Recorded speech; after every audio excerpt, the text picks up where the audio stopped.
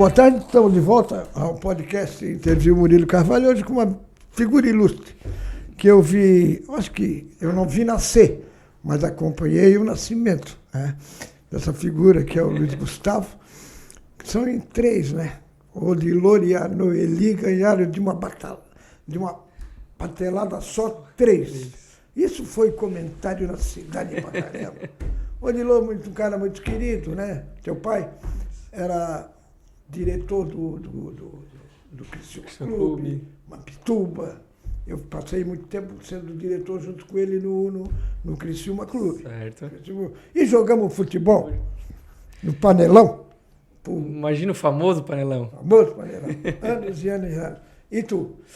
Murilo, primeiro agradecer, né, o convite. Para mim é uma honra estar hoje aqui. Adoro falar desse assunto que a gente vai comentar. E muito bom, né? Dividir esse momento contigo e agradecer mais uma vez o convite. Para mim, realmente... Como é que foi a tua infância, rapaz? Na verdade, eu sempre falo que eu fui muito privilegiado, né? Então, assim, sempre, graças a Deus, nunca faltou absolutamente nada, né? Então, a gente sempre teve o melhor estudo, talvez a melhor comida, a melhor estrutura, enfim, né? Nunca se faltou absolutamente nada. Claro que acho que aproveitei as oportunidades, né? Então, acho que esse privilégio eu soube aproveitar, né? E hoje, graças a Deus, a gente não tem o que reclamar. Tu era bom filho? Então, eu tinha o apelido de capetinha, assim, né? Eu era meio esquentadinho, na verdade. Meio ajeitado?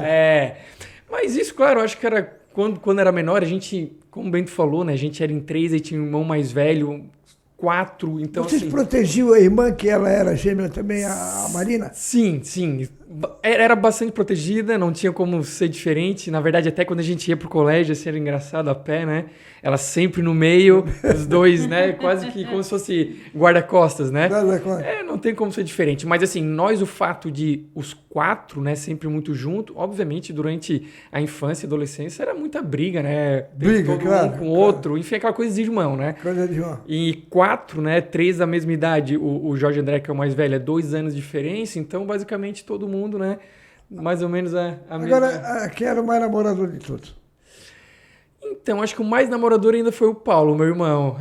Eu e o Jorge, a gente teve menos namoradas, né? Isso, o Paulo teve algumas mais, eu diria.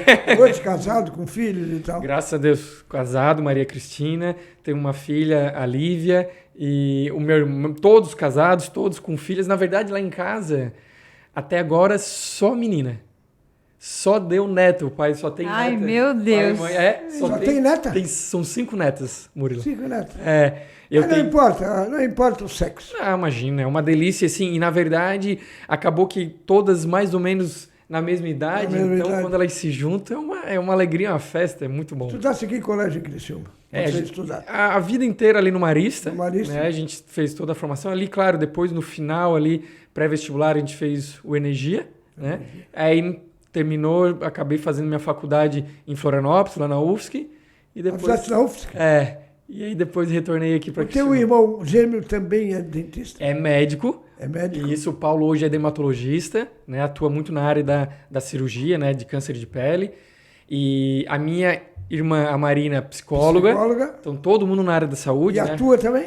Atua também, hoje como coach, como psicóloga.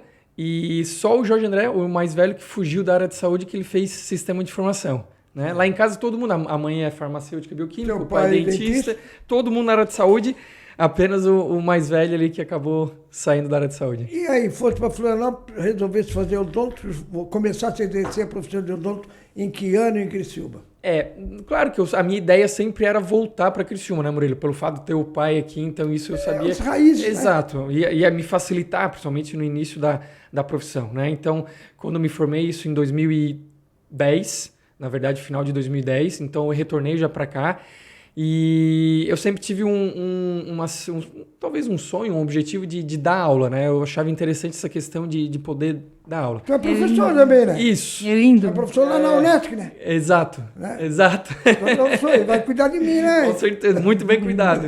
Muito bem cuidado, tá? Então, aí a gente se propõe a a estar na docência também, e a área de saúde te exige isso, a gente começou a questão de estudos, especialização, depois eu fiz meu mestrado, meu doutorado, enfim, porque a partir do momento que se tu coloca à disposição para dar aula, tu também se sente na obrigação de estar sempre atualizado, se especializando, né? Então foi... Porque o aluno não é bobo, né? Não. O aluno sabe... Quem é o professor que, né, que tem conhecimento... E quem não tem. Ou Né? quem... Exato. Né? Porque ele te bota a prova toda hora. Com certeza. Não te né? bota... E hoje, acho que talvez até com um pouquinho mais de intensidade, né? Porque a gente tem internet, a gente tem o conteúdo muito fácil, né? Muito fácil. Então, tu tem que estar sempre... Eu acho que é 2 desafios. A questão do conteúdo e também um grande desafio hoje dentro da sala de aula é tu conseguir chamar a atenção, né, dos alunos. Porque hoje os alunos, eles estão... A concentração já é um pouco mais difícil, né? Vocês usam hoje o aparelho celular em aula? Não. Assim, não é permitido. Não é permitido, né? Ainda, né, a questão de apresentação no PowerPoint, aquela coisa mais tradicional, mas não é permitido o uso do celular. Ainda bem, né? Eu acho interessante porque é muito importante os alunos interagirem com o professor, né? Principalmente na universidade, né? Um curso superior. E aí está ali no celular, qualquer perguntinha vai ali, responde. Já te deixaram... Não interage. Sem dúvida. E é importante, né, para o professor ainda mais, essa interação do aluno com o professor, a aula se torna muito mais dinâmica, muito mais interessante, né? Muito mais... Já te deixaram alguma vez de saia justa? Algum aluno já te deixou de saia justa? Que eu me lembre, não, tá? A gente sempre consegue dar uma, né? Desviada. Uma desviada. Mas assim, não me lembro nada muito marcante, assim. Acho que até então consegui me sair bem. Tá feliz com a tua profissão? Tu Muito, gosta da tua profissão? Muito. Eu sempre falo assim, eu seria muito injusto se não agradecesse tudo que a odontologia me deu, não só, né, questão financeira, que é alguma consequência, mas assim, as amizades, a vida que eu levo e que tudo que eu já vivenciei, né, dentro da odontologia, acho que é uma profissão que me traz muita felicidade. Tu faz muito curso fora, muita especialização, muita coisa fora? Na verdade, eu fiz 5 especializações e fiz o mestrado e doutorado. Então, assim, desde que eu me formei, o meu último curso foi ano passado. Então, eu estou formado há já são 13 anos, e esse tempo todo a gente terminava um, começava outro, terminava um, começava outro. Foi uma trajetória, assim, bem intensa. Mas agora, eu prometi até para mim mesmo, né? Tá na hora agora realmente de... Acho que tá em relação a curso, a especialização, né? Aperfeiçoamento, acho que tá muito bom. Agora é começar a realmente... Agora, um pouco mais. entre entrar na faculdade de odonto e sair pronto, certo? São quantos anos? A gente... Hoje o curso de graduação, eles são 5 anos. 5 né? anos. Aí depois, depende da área que tu for, a especialização... Qualquer especialização hoje na odontologia leva em torno de 2 a 3 anos. 2 a 3 anos. O mestrado são 2 anos e o doutorado são 4 anos. 4 anos. Então, assim... Mas né? tu pode fazer com Pode. Com a profissão. Perfeito, claro. É isso que eu fiz. Olha... Né? Exato. Não, com certeza. A partir do momento que eu me formei, né, abri o consultório junto com o pai ali, enfim, e aí comecei minha especialização junto, mestrado, doutorado, foi tudo junto com o consultório. Tu já tivesse, então, o patrocínio. Graças a Deus. No início, patrocínio. Com certeza. Não, Com certeza. Disso eu não posso, né? Eu acho que esse empurrãozinho inicial ali... Na esquina ali. Exato, ali mesmo. Da Praça Nereu Ramos. Exatamente, ali que eu comecei, junto com o pai. Aí depois o pai se aposentou, enfim, aí hoje eu tô no centro profissional, aí montei um consultório lá para mim. Mas o início... Mas tu trabalha na área do odonto também? Sim. Hoje, na verdade, assim, as minhas 2 áreas de atuações. Toda a parte da cirurgia, né? Então, cirurgia menores. Isso, exatamente. Essa cirurgia tanto hospitalar como ambulatorial, parte de implante, enxerto, remoção dos terceiros molares e siso. E a odontologia de sono, né? Então, são essas 2 áreas hoje que eu atuo. O restante eu já não faço mais. Olha, nós vamos começar agora a falar sobre o que realmente interessa, porque ele é conhecido como o rei do sono. Doutor do sono. Doutor do sono, quer dizer. Doutor do sono. Certo. Quero saber a respeito, quando é que começou o interesse por isso. Por essa situação. Por essa área, né? Essa pergunta aí todo mundo está interessado. Exato. Na verdade... É um problema que já vinha em casa, né? Eu via muito meu pai, na verdade, também roncando, né? E era algo muito comum, né? Quem é que não conhece alguém que ronca, né? Diz que o ronco, ele propicia até, ele dá margem até para separação. Ah, sim. Não, mas o que eu mais recebo casal em casa. Assim, casal? No consultório. Isso é comum, né? Porque o grande problema hoje do ronco realmente é o convívio social, né? Mas essa área é uma área que eu sempre me encantei porque ela acaba sendo um pouquinho mais ampla do que a gente está acostumado, às vezes, até de tratar na odontologia. Ela não envolve só a questão propriamente da boca, e sim é o corpo inteiro que a gente acaba tratando e cuidando, né? Então, quando a gente fala em ronco, o pessoal conhece muito, todo mundo sabe o que é o ronco, já escutou, mas tem um outro problema junto aí que a gente fala que é a apneia de sono. Apneia de sono. Que são coisas diferentes. E o que seria, doutor? O ronco e a apneia? O que é a apneia? Exato. Então tá, vamos começar pelo ronco, que é mais Pelo fácil. ronco. O ronco, o que é? A gente tá lá dormindo, respirou, o ar passou pelo nariz e foi aqui para a região da garganta, né? Nessa região aqui da traqueia, exato. A gente tem muita musculatura, tecido ali. O ar passa com dificuldade aqui por algum motivo e começa a vibrar toda essa região. Então isso vai causar o barulho, que é o ronco. O que é então o ronco? É a turbulência, o ar passando com dificuldade nessa região, vibra tudo isso e causa o ronco, aquele barulho. Por isso que o cara dorme de boca aberta? Não necessariamente, tu pode roncar de boca fechada também, porque na verdade o nariz ele vai entrar, o ar ele vai entrar pelo nariz e ele vai passar por aqui. Então mesmo tu estando de boca fechada, se o ar está passando com dificuldade na região da garganta, tu vais ter o ronco também, tá? Agora quando a gente fala em apneia é muito parecido, só que a grande diferença é que na apneia o ar não passa aqui. Isso aqui está obstruído, isso fechou completamente. Por N motivos. Mas, enfim, o paciente literalmente para de respirar por algum tempo. Mas então a apneia é muito mais grave do que o problema do ronco. Perfeito. Porque isso aí. Pela apneia tu pode até falecer. Exatamente. É aí que tá. O ronco é o mais conhecido. Claro, o problema social dele é complicadíssimo, né? Então, como a gente começou a falar, a questão de casal, realmente... É muito frequente. Tem casal que não dorme junto. Não dorme? Não, já está dormindo em quarto separado. Exato, porque pelo barulho, né? É aquilo que eu costumo falar. Para o paciente em si, o ronco, nenhum problema.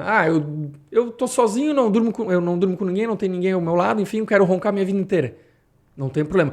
Se tu tiveres apneia, aí sim, aí é o grande problema, que na verdade é uma doença silenciosa e que é o grande vilão que pode alterar pressão arterial, maior chance de AVC, infarto, diminui a qualidade do sono, enfim. Mas uma está ligada à outra. Uma está ligada à outra. Toda vez que a gente tiver apneia, a gente vai ter o ronco.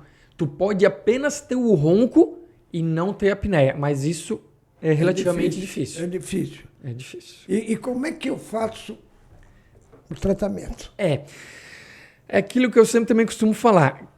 É algo um pouco mais complexo, então o tratamento não pode ser tão simples assim, mas tem algumas opções, né? Uma delas é a gente realmente, a questão de se estiver acima do peso, a perda de peso, ela é um tratamento para a apneia e para o ronco, por quê?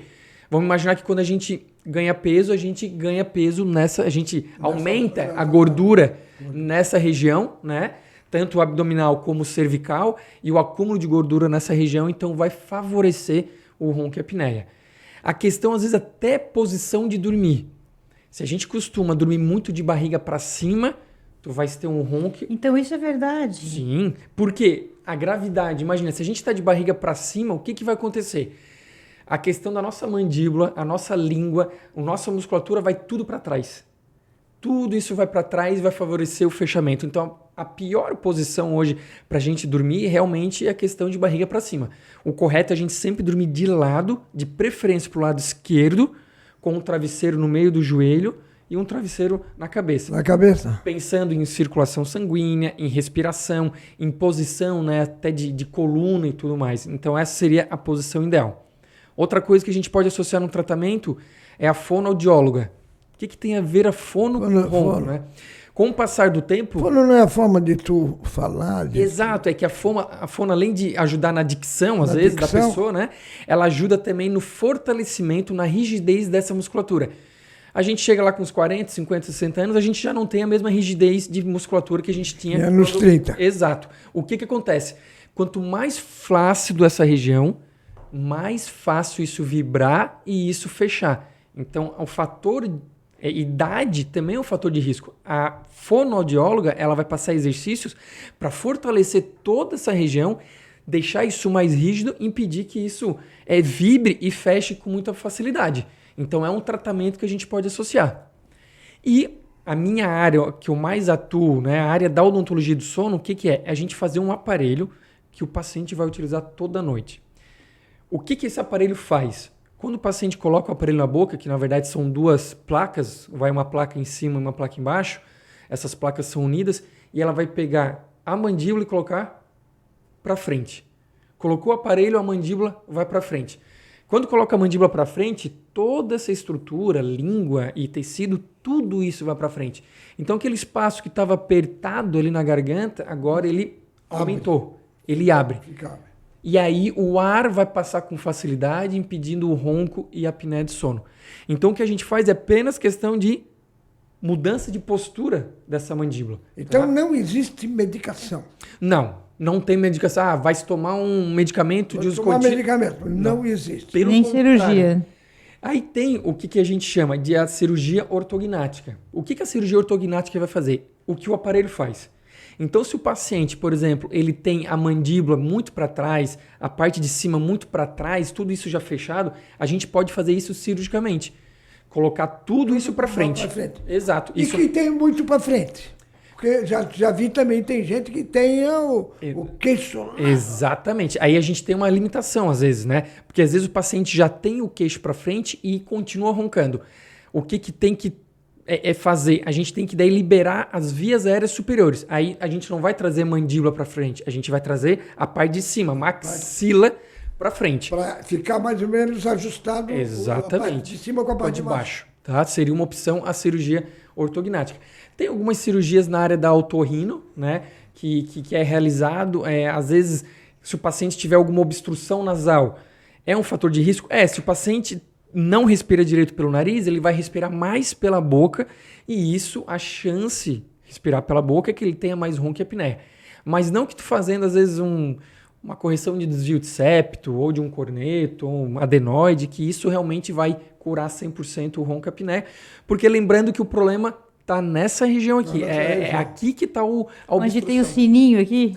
Uma vez lá na úvula, né, que a gente chama, até fazia esse tipo de cirurgia, que é remover a úvula, o sininho, mas isso depois voltava, né? Havia uma recidiva, então o paciente voltava a ter o ronco e apneia. Hoje já não é uma cirurgia tão indicada. Agora, eu te pergunto, a idade? Pode ser começa de criança, vai até o idoso, como é que é? Então, não tem idade? Não tem idade, Murilo. A gente tem dados assim bem alarmantes em relação a isso, tá? Quase 30% da população hoje no Brasil sofre de um ronco ou apneia. No mundo é 1 bilhão de roncadores, enfim, a prevalência é muito grande. E é exatamente como tu falou.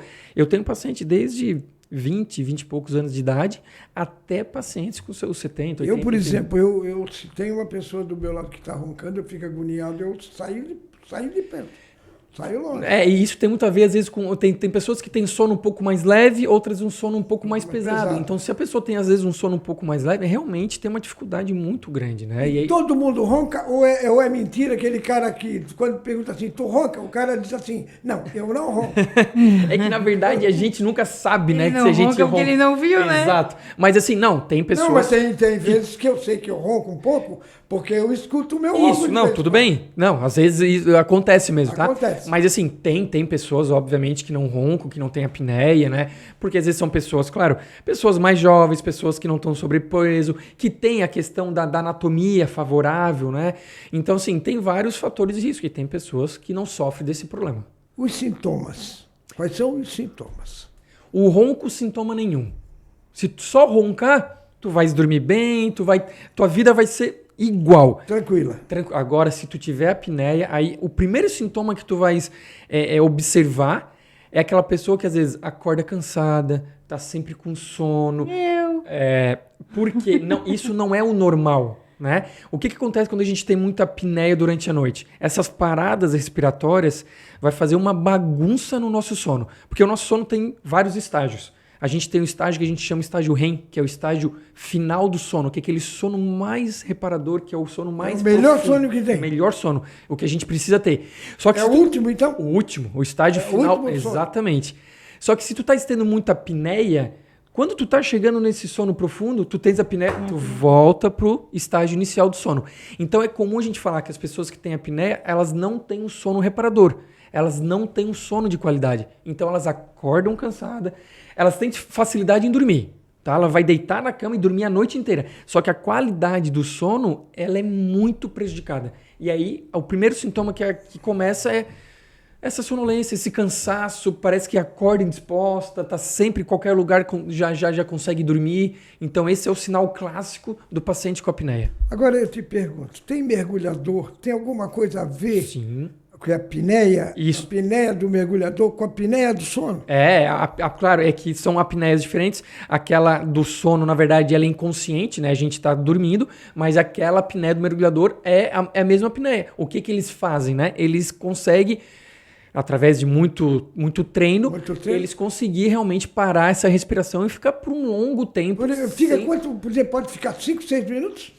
Na apneia não, tá? Uma apneia grave de 1 minuto, por exemplo, já é uma apneia bem grave. Bem grave. Porque a apneia inconsciente ela é muito mais perigosa do que aquela que, por exemplo, o mergulhador faz que ela é consciente. Tá? Então, uma apneia, às vezes, de 1 minuto, a gente baixa muito a saturação de oxigênio rapidamente no organismo, né? E essa diminuição de oxigênio realmente é o vilão ali. Aquilo pode gerar, às vezes, um infarto, né? Um AVC. Às vezes, aquilo pode aumentar muito a pressão arterial, porque depois que tu acorda, o coração tem que bater muito rápido para voltar toda aquela oxigenação ao normal novamente. Então, apneias aí de 1 minuto já são apneias bem graves. Aquele paciente que está com problema de apneia ou de ronco, tá, né? Qual é o tempo que ele precisa para começar realmente a melhorar o seu sono e melhorar e diminuir o seu ronco? Isso. A partir do momento que ele instalou, que ele levou o aparelho para casa para dormir, tá? É o que eu sempre falo, ele tem que ter uma diminuição imediata de pelo menos 50% do ronco e os sinais da apneia, em torno aí mais ou menos de 1 semana, ele já vai ver essa diferença. Claro que é aquilo que eu também sempre deixo bem claro nas minhas consultas. Além do aparelho, ele vai ter que, às vezes, mudar alguma coisa de rotina, dependendo de como é que está a posição de dormir, como é que está o peso, voltar a fazer atividade física, né? Tem esses outros tratamentos extra, até a questão de rotina de sono, a gente tem algumas orientações de higiene do sono que a gente chama para ter um sono melhor, né? Então, o paciente, ele precisa também, às vezes, fazer algumas mudanças de hábitos para a gente ter um resultado ainda melhor. Mas o aparelho... Ele precisa ser muito honesto contigo, né? Sem dúvida. Totalmente a verdade. Não, totalmente. A gente tem que ser... E até a questão do uso do aparelho, né? No retorno também, tô usando, não tô usando, tá incomodando aquilo. Enfim, o que eu mais quero, que eu sempre falo, é que tu use esse aparelho, se tem aquela necessidade realmente de dormir com ele, para ter um sono melhor, né? Quer dizer, se eu me fiz entender, não sei, esse aparelho tem tudo a ver também com o ronco? Sim. Esse é o aparelho do ronco. Esse aparelho vai tratar ronco e apneia. Porque o tratamento de ambos, tanto de ronco e apneia, ele é o mesmo. Porque, na verdade, o problema dos dois é essa dificuldade do ar passar. O ronco, o ar passa, mas com dificuldade, e a apneia, o ar não passa. Então, se a gente melhorar a passagem do ar nessa região, a gente trata ronco e trata apneia. E o aparelho vai fazer justamente isso. Colocar a mandíbula para frente e deixar o ar passar lá atrás, lá na garganta, para tratar ronco e apneia. Esse aparelho, ele é feito sob medida? Como é que é essa história do aparelho?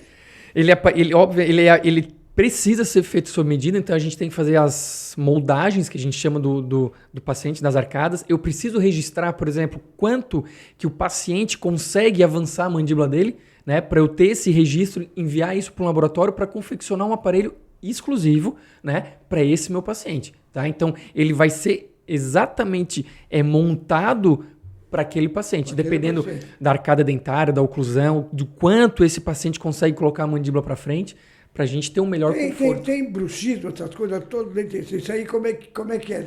Isso aí dá problema? Dá. Então, assim, e até tem uma relação com a apneia, né? Então, tem os maiores estudos hoje falam o quê? Que quem tem apneia acaba tendo mais bruxismo, porque o bruxismo é o ato de a gente ranger nossos dentes durante a noite, né? E isso, na verdade, às vezes pode ser até uma resposta do organismo frente a um evento de apneia. O paciente, por exemplo, parou de respirar, está tendo apneia. Para ele voltar a respirar, os estudos mostram que às vezes esse movimento de ranger os dentes é justamente para voltar novamente a respirar, né? E o ar passar. Então, estudos mostram, né, que realmente às vezes pacientes que têm apneia têm às vezes 2 vezes ou às vezes 3 vezes mais chance de ter o bruxismo também. E esse aparelho, como ele é feito com 2 placas, uma em cima, uma embaixo e de resina acrílica, ele também vai acabar tratando o bruxismo, ele vai acabar protegendo os dentes, porque o paciente não vai mais ranger os dentes, ele vai estar sendo protegido pelas 2 placas, né? Então é um outro problema que, na verdade, o aparelho consegue também tratar. Seria o ronco, a apneia e também se o paciente tem bruxismo. Agora, quanto tempo demora para o paciente chegou lá na tua clínica até ele sair pronto para começar a se sentir melhor, Exato. se sentir bem? Eu tenho uma parceria bem legal com o meu laboratório, né? Então eu já estou nessa área há mais de 10 anos, já são mais de 500 pacientes atendidos, então assim, a gente já tem uma logística bem interessante. A primeira consulta com o paciente, a gente faz toda essa conversa e a gente já faz as moldagens, o registro da mordida, enfim, envia para o laboratório. Uma semana depois, o paciente está no meu consultório e já estou instalando esse aparelho para ele. Depois de uma semana, ele volta novamente para eu fazer esse retorno e ele vai voltar quantas vezes forem necessárias. Tá? Lembrando sempre que a gente tem um diagnóstico para isso. Tá? Claro que muitas vezes a gente conversando com o paciente, a gente já consegue um diagnóstico bem preciso, mas às vezes eu preciso saber como que é a gravidade dessa apneia, porque a gente tem uma apneia às vezes leve, moderada e grave. E se a gente tiver uma apneia grave, que às vezes são apneias realmente mais extensas e muitas vezes durante a noite, às vezes o paciente precisa não usar o aparelho intraoral. Aí ele vai precisar de um outro tratamento que é um pouco mais invasivo, que é uma máscara. Não sei se eu já ouviram falar, que se chama CPAP, que um paciente usa uma máscara à noite que injeta ar na boca dele justamente para abrir isso aqui. É algo que é engatado na energia, né? E aí vem tipo uma tromba assim, engata na boca do paciente e aí acaba injetando ar a noite inteira. Mas isso aí também não tem um aparelho que é externo, assim? Esse aí. É isso aí, tipo, é um aparelho externo, isso mesmo. É externo, tá? É algo externo, é uma máscara externa e que vai injetar ar a noite inteira. A mulher tem que cuidar do cara. E esse aparelho o senhor também tem? Não, aí esse aparelho, na verdade, quem é responsável pela instalação desse aparelho é o fisioterapeuta respiratório. Ele que vai fazer os ajustes relacionados ao CPAP. Né?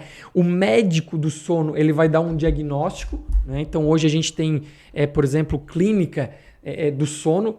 O paciente dorme lá na clínica para saber como é que é esse sono e depois... Aí ou ele pode ser encaminhado então para um dentista para fazer o aparelho intraoral, ou ele pode ser encaminhado então para fisioterapia, para o fisioterapeuta para fazer o uso desse CPAP, né?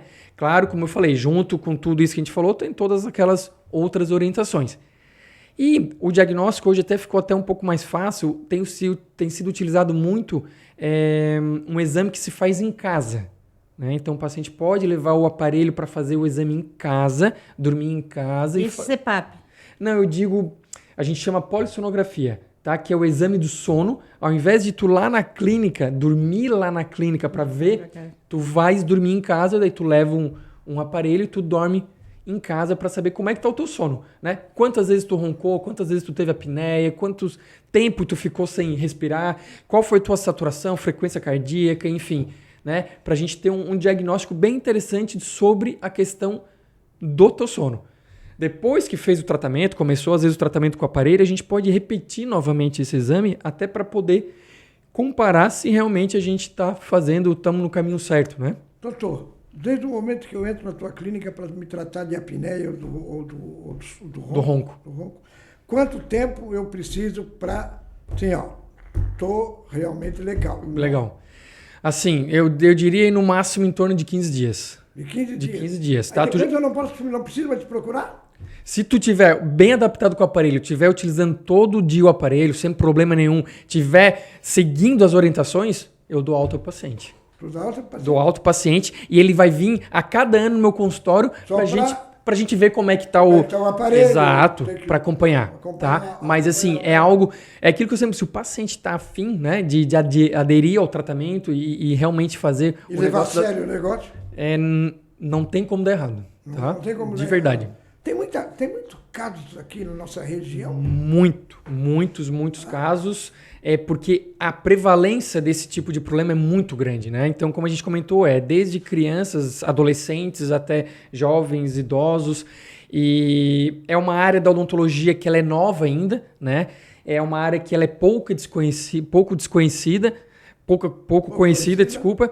Então, a gente está sempre... Por isso até que eu gosto de vir em programas e conversar e falar a respeito disso, porque eu acho que é uma informação tão importante para a comunidade, para os profissionais, às vezes, da área de saúde, né? Porque é algo muito comum e é comum as pessoas acharem que roncar é normal, que dormir mal, né, frequentemente é normal. Às vezes pensa que tem um sono bom, mas dá para ter um sono muito melhor ainda, né?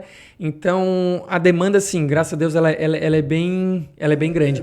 Não só de Criciúma, mas... Você começou com essa história de Criciúma? Como é que é? Tu é o precursor? Eu diria que sou pioneiro, pioneiro. Porque, sim, quando eu comecei lá em 2011, que eu fiz o meu primeiro curso nessa área, eu até que tinha que explicar melhor, assim, né, para os profissionais, para os alunos, enfim, para tudo. Então, depois já de um bom ano, essa informação, principalmente lá na universidade, eu procuro bastante dar palestra e dar aula lá na graduação também, já para os alunos saírem da graduação com esse tipo de informação, que é mais uma área de atuação na odontologia, porque no início realmente era algo muito distante, assim, né? Era muito difícil até de conversar, tanto que os cursos, tudo que eu fiz, né, até hoje, são cursos em São Paulo, em Bauru, em Florianópolis, algo que aqui ainda está tudo... Está engatinhando, exato. Agora, isso me chamou a apneia me chamou a atenção, quando o Alexandre Gaidzinski, se não me engano, é Alexandre Gaidzinski, que faleceu. Certo. Foi. No mergulho lá na Praia da Galheta, ou no Farol de Santa Marta. No Farol, né? Como é que morre o cara de apneia?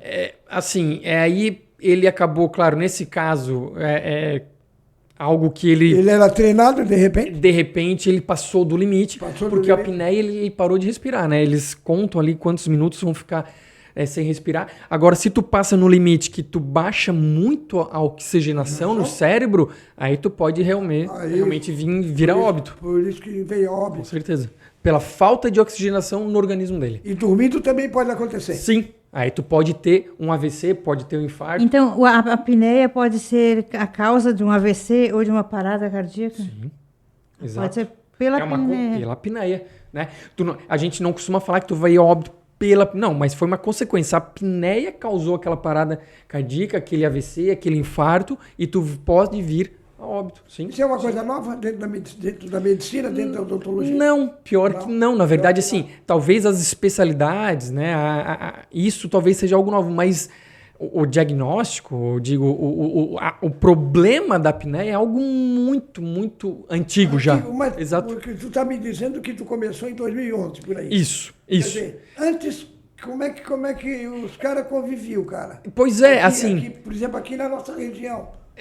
Basicamente, antes, tá, a gente vê que tinha só o CPAP, aquela máscara que ficava... Então, assim, hoje ainda pego alguns pacientes que têm um grau leve e moderado de apneia, que não teriam necessidade de usar a máscara, apenas o aparelho, porque naquela época era o único tratamento. Então, o CPAP, isso já é algo até mais antigo que propriamente o aparelho na boca, intraoral, né? Então, hoje a gente já tem essa diferença bem documentada, ou bem clara, exato, esclarecida, né? As diferenças, as indicações de ambos os tratamentos, mas o CPAP, esse já é algo mais antigo. Já foi chamado de alguma emergência para atender um paciente com apneia em estado grave? Não, porque o paciente, quando ele está em estado grave de apneia, alguma coisa, provavelmente... Já vai para o hospital. Vai para o hospital. Exatamente. E lá aí ele pega o médico ou pega o dentista? Não, vai pegar o médico. Vai pegar o médico do sono, às vezes o pneumologista,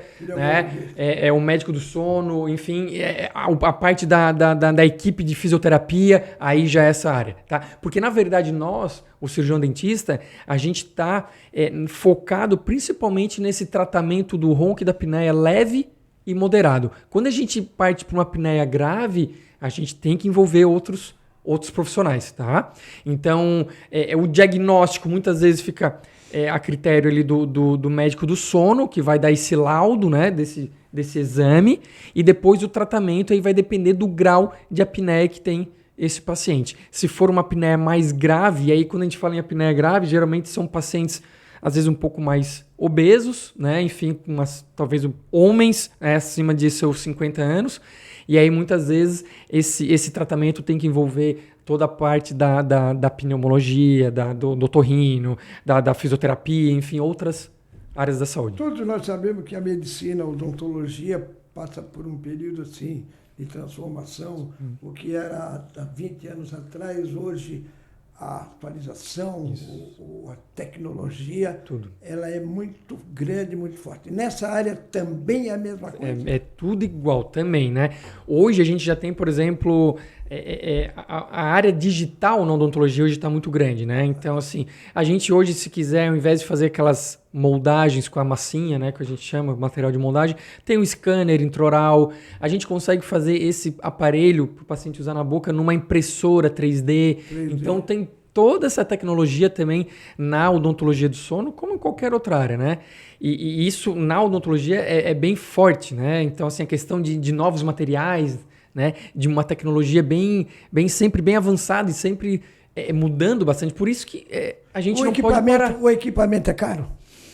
Não, o equipamento não é caro, assim, porque na verdade hoje o maior custo nosso é com o laboratório para confeccionar esse aparelho, né? Esse aparelho. E aí, claro, né, eu costumo falar, minha primeira consulta é geralmente em torno de 1h30, né? Porque eu gosto muito de... 1h30. Porque 1h30, por que tanto? Porque, basicamente, essa conversa que a gente tem aqui, eu faço questão de ter com o pessoal. Vou te explicar o que é o ronco, o que é a apneia, o que tu tens, o que causa, o que tu precisa modificar, como é que funciona todo o aparelho. Porque o paciente chega lá, às vezes só com um exame de sono, eu vim fazer o aparelho. Mas não é só fazer o aparelho. Ele não entende. Ele não entende. Então eu mostro o vídeo, eu tenho manequim lá para mostrar para o paciente. Ele tem que começar a entender primeiro o que ele tem, qual é a causa daquilo, como é que ele trata, até para ele se sentir também confiante e se animar a fazer o tratamento, né? Então a minha consulta é em torno de 1h, 1h30, porque eu faço toda essa conversa basicamente com o paciente também. Bem claro. Bem claro. Agora, pegaste algum pepino, grande pepino? As grandes dificuldades, na verdade, muitas vezes é em relação ao tipo de mordida do paciente, né? Então, assim, é que eu costumo falar. Se o paciente tem todos os dentes bem alinhados, a instalação, a adaptação do aparelho... É uma coisa boa, né? Porque se o cara não tem, já fica ali mesmo, já arruma tudo ali, né? Já tá tudo na verdade, tá tudo em casa. Tá tudo em casa, exatamente. Porque a gente precisa de pelo menos alguns dentes na boca, a gente tem um número ali que a gente precisa, bem distribuídos. Obviamente o paciente tem que ter uma boa saúde periodontal, né? Questão de gengiva, tem que estar tudo ok. A oclusão dele tem que ser uma oclusão balanceada, que a gente filma. É a mordida. A mordida, tá? Mordida cruzada, Isso, tem esses problemas que às vezes podem nos dificultar ou às vezes até contraindicar o aparelho. E aí, primeiro, ele precisa fazer, às vezes, um tratamento ortodôntico, né? Fazer todo um preparo para depois utilizar o aparelho. Então, assim, as maiores dificuldades muitas vezes se envolvem em relação à posição dentária, né? E, claro, de o paciente... Assim, o que eu acho mais difícil, às vezes, quando o paciente vem por causa do parceiro ou da parceira.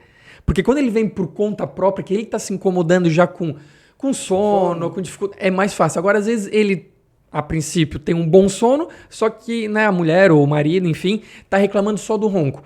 E aí, para ele, não está fazendo problema algum, para ele tá tudo certo.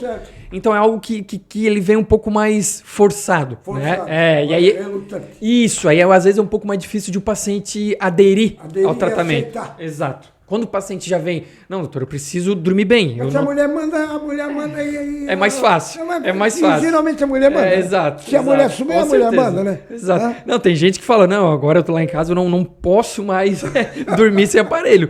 De jeito maneira. A minha esposa já não deixa eu dormir. Quantos casos já passou pela tua mão?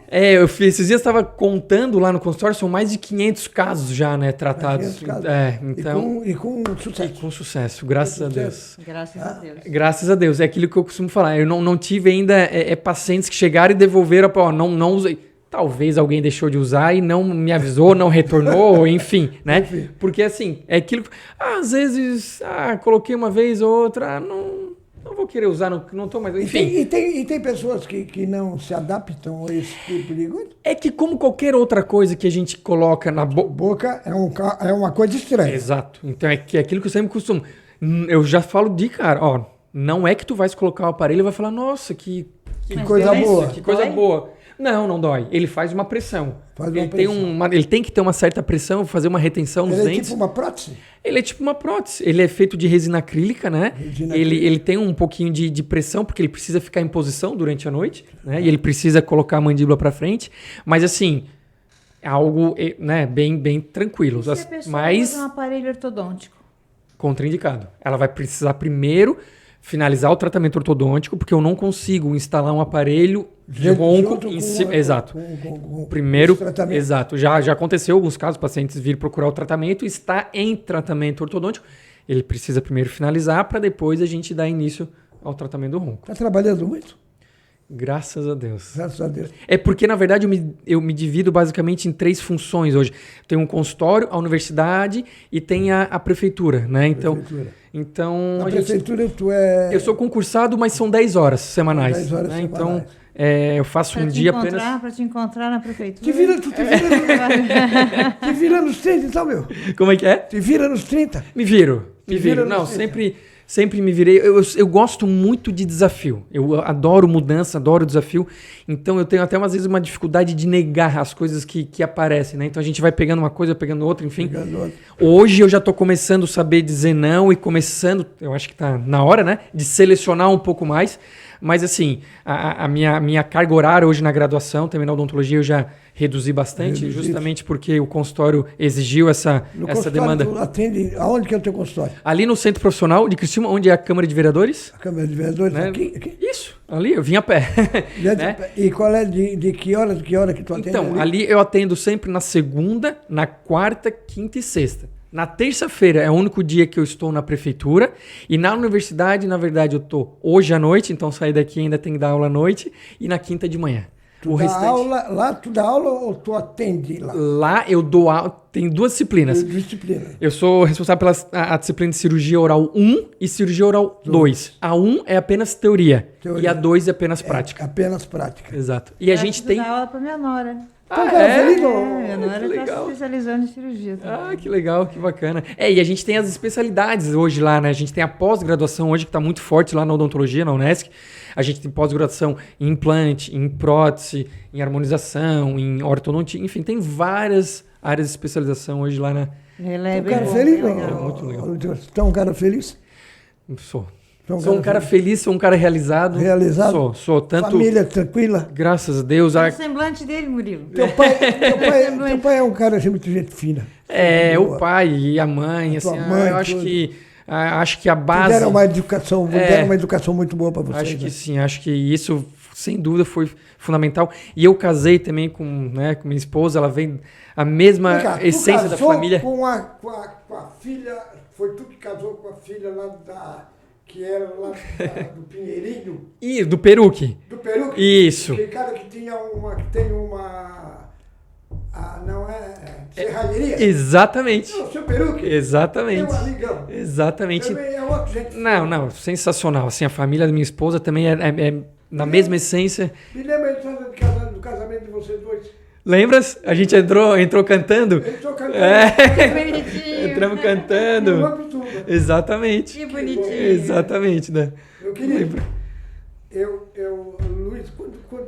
abraço, Luiz Gustavo. Eu sou fã do Luiz Gustavo, aquele que morreu de AIDS. Certo. De AIDS não, de Covid. Covid. Que era um craque. Sim. Aquele programa... Aquele, Adorava ele também. É Sensacional. Esse cara, um cara sensacional. Sensacional. E eu acho que todo Luiz Gustavo tem uma coisa... que Tem uma coisa especial? Tem algo Ah, especial? Olha, mais alguma coisa? Quer Não, quer deixar algum recado? Alguma Eu quero mais uma vez agradecer, né? Adorei o nosso papo aqui, adorei a gente relembrar algumas coisas e conversar contigo. Fazia tempo que a gente não conversava e não se via. Então, para mim, foi realmente uma gratidão e tô à disposição. A hora que precisar para a gente conversar de novo, falar sobre qualquer assunto, a gente está aqui. Pode ter certeza, quando daqui a pouco eu te chamo de novo. Tá certo, será um prazer. Porque, quando a gente gosta das pessoas, tu não precisa, e quando se gosta, não tem tempo que faça diminuir o gostar. É isso aí. Tu pode ter certeza. Teu pai, por exemplo.